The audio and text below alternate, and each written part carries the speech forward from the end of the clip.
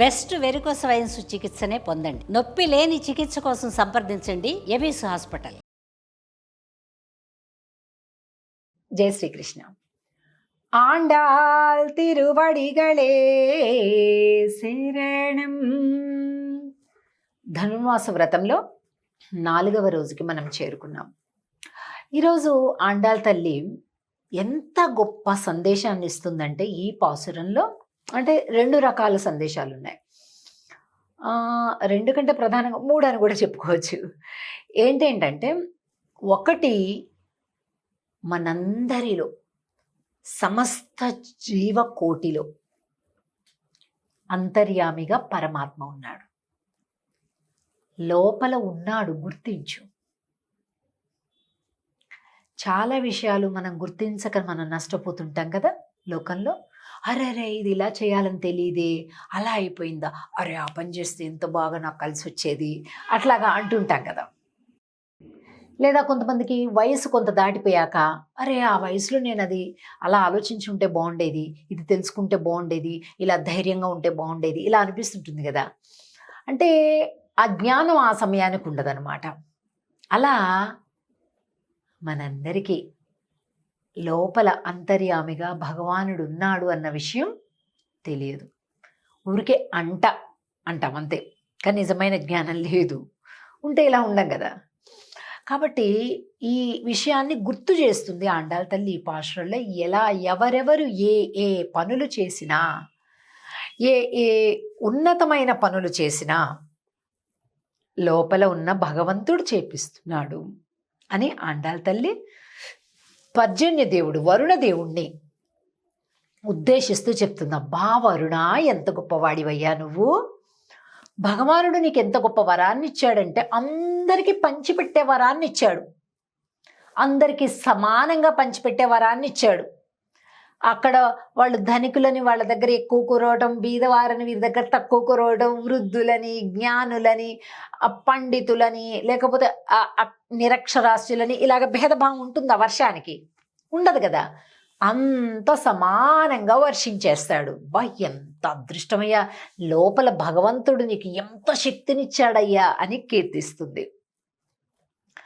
ఆజిమజై కన్నా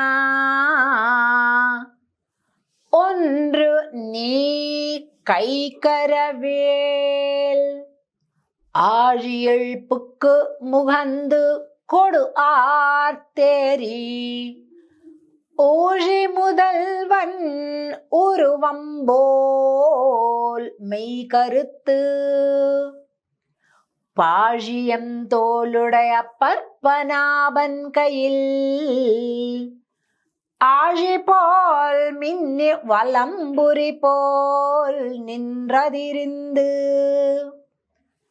தாழாதே ஷாங்கமுதைத்த செரமழை போல் வாழ உலகினில் பெய்திடாய் நாங்களும் நீராட மகிழ்ந்து ఏలోరెంబావాయ్.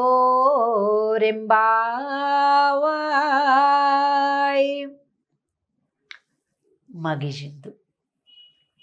ఎలాంటి వర్షాలు కురుస్తావో తెలుసా? ఊరువాడ కొట్టుకుపోయి, కొంపగోడు కొట్టుకుపోయి, పశువు పంట కొట్టుకుపోయి, అలాంటి వర్షాలు కాదయ్యా.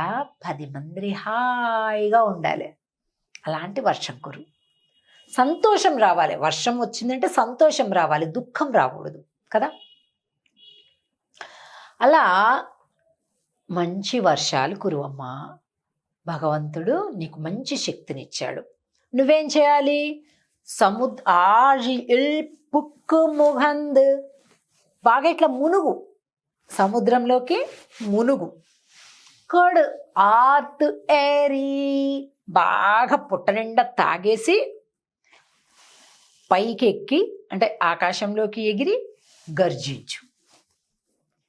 తీసుకునే విధానం చెప్తుంది, పంచిపెట్టే విధానం చెప్తుంది ఆండాల్ తల్లి కదండి. అంటే మనకేంటి సందేశం ఇందులో అంటే, చక్కగా సంపాదించు, ఇంకా చక్కగా పంచిపెట్టు. ఎప్పుడు కూడా ఇది నా ఒక్కడికే లాభం కలగాలి, ఎవరికీ లాభం కలగకూడదు, ఇలాంటి ఆలోచన చేయకూడదు.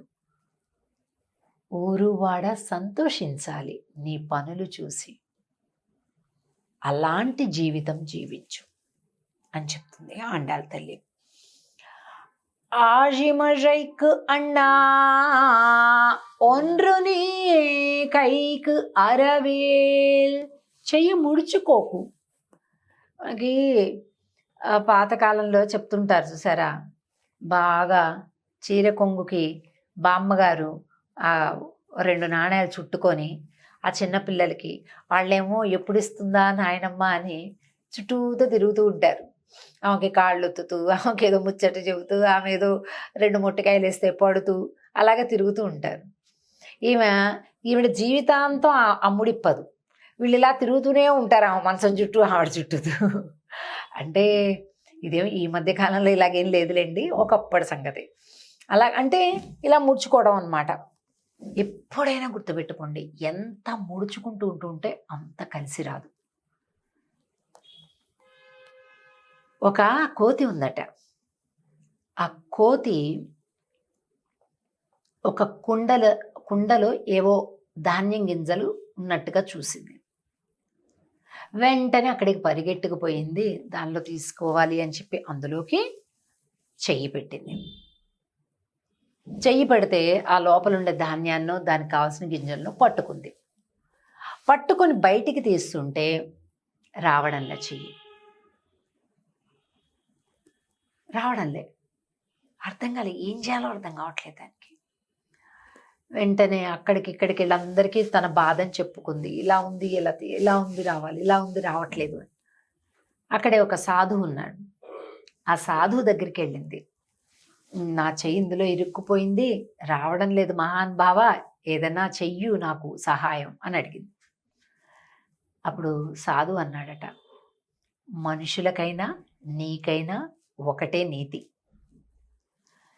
పట్టుకోవడం ఎక్కువ పట్టుకోకు,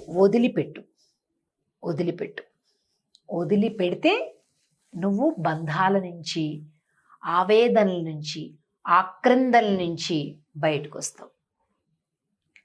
చూడండి, చాలామంది ఎంత స్ట్రెస్ అయిపోతుంటారో, బాగా మీదకి లగేజ్ వేసుకుంటారు, అంటే కనిపించని లగేజ్. బంధుత్వాలు, బాంధవ్యాల వల్ల వచ్చేటటువంటి లగేజ్, భారం, అన్వాంటెడ్ లగేజ్ అంటారు దీన్ని. బాధ్యతలు తప్పు కాదండి, బాధ్యత తప్పు కాదు, గుర్తుపెట్టుకోండి, రెండిటికి తేడా ఉంటుంది. బాధ్యతలు ఎప్పుడూ ఉండాలి, బాధ్యత విస్మరిస్తే మహాదోషం. కాబట్టి బాధ్యతలు ఉండాల్సిందే. కానీ మితిమీరని బంధుత్వం, మితిమీరిన మమకారం ఏం చేస్తుందంటే ఎదుటి వారి బాధ్యతలను కూడా తన నెత్తినేసుకుంటుంది. అక్కడ వస్తుంది సమస్య, అక్కడ వస్తుంది. కనుక అలాంటివి ఇలా వదిలిపెట్టాలి, వదిలిపెడితే ఫ్రీడమ్ వస్తుంది. కనుక మనిషి అయినా అదే, హే మర్కటమా నువ్వైనా అదే చేయాలి, వదిలిపెట్టు. ఆ సాధువు చెప్పిన దాని మీద ఆ కోతి వెంటనే ఆ కుండ లోపలే చెయ్యిని ఇలా వదిలిపెట్టింది. ఆ ధాన్యం కింద పడిపోయింది, కానీ చెయ్యి మాత్రం బయటకు వచ్చింది కదా. అలా మానవ జీవితంలో మనిషికి ఇవ్వటం తెలియక, పంచటం తెలియక, మితిమీరినటువంటి స్వార్థంతో నేను, నా కుటుంబం, నా భార్య, నా పిల్లలు, మిగతాదంతా ఏమైపోయినా నాకు అక్కర్లేదు, ఇలాంటి ఒక చాలా అసహ్యకరమైనటువంటి స్వార్థ భావన, మితిమీరిన స్వార్థ భావనతోటి మనిషి పాడైపోతున్నాడు. కనుక అలా కాదు, పంచుకుంటూ పెంచుకో, అందరూ సస్యశ్యామలంగా ఉండాలంటూ సమాన బుద్ధితో చూసేటటువంటి ఒక నీతి ఈ పాశురంలో ఆండాళ్ చెప్తుంది. అప్పుడు ఎలా ఉంటుందట, కార్మేని సెంగన్ కదిర్మదియం బోల్ ముగత్తాన్ నారాయణనే నమ్మకి అని అంటారే, అలాగా కార్మేని, భగవానుడు ఏ రంగో మేఘంది ఆ రంగే. భగవంతుడు రంగుని చెప్పాలంటే ఏమని చెప్తామండి, నీలిమేఘ శ్యాముడు అంటాం. అంటే మేఘము రంగు భగవంతుడికి చెప్పాం. అసలు భగవంతుడిని ఎవరితోనైనా పోల్చగలమా? పోల్చలేం. కానీ మేఘంతో పోలుస్తున్నారు. అంటే అదెంత అదృష్టం చూడండి. ఎప్పుడైతే విడవడం వస్తుందో భగవంతుడితో సమానం అని చెప్తుంది ఆండాళ్ తల్లి ఈ పాశురంలో. వర్షము సమృద్ధిగా రావాలి, మంచి వర్షాలు రావాలి అంటే ఈ పాశురాన్ని మనం సేవించుకోవాలి. మళ్ళీ తిరిగి 5వ పాశంలో కలుద్దాం. ఆండాళ్ తిరువడిగళే శరణం. జై శ్రీకృష్ణ.